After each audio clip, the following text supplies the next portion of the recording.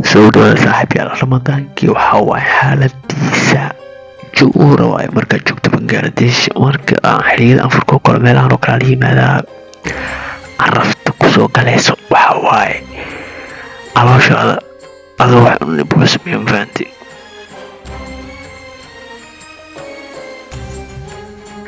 badanaa cuntooyinka lagu iibiyo waa kuwa oo fresh ah isla markii dabka laga soo dejiyo marka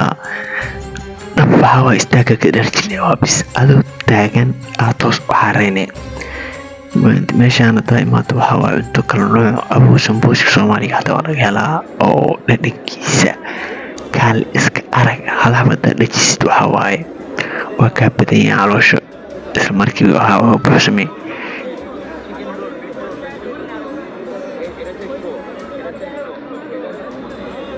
suuqan waxaa lalaa Joka Bazaar wuxuu ku yaalaa bartamaha caasimada Bangladesh ee dalka saa ujeedin alaab kala nooc ah malaay sidiisa toban hataa meesha waa saaran yahay qara waa yaalaa wax walba waxa waaye fresh waaye meeshaan wax badan dadka xoogaa muslimiinta ah marka xalaal midku waa buuxa inta jawigiisa ma xuma inta la joogtid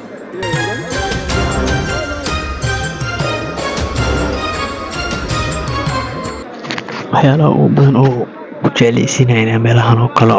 ka qabsata waxaa waaye raqiiska cuntada raqiis waaye waxaa waaye qiimaha badnina calooshaada ku buuxinay weliba cunto caafimaad leh oo fresh ah isla markii dabka laga soo dejiyey adigaba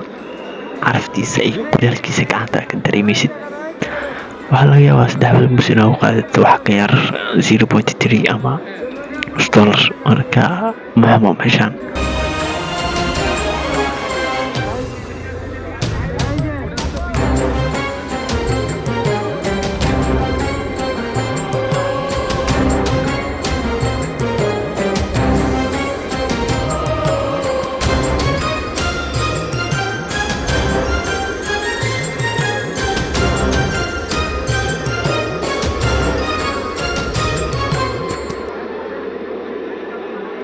saa ogtiin dadka ku nool Bangladesh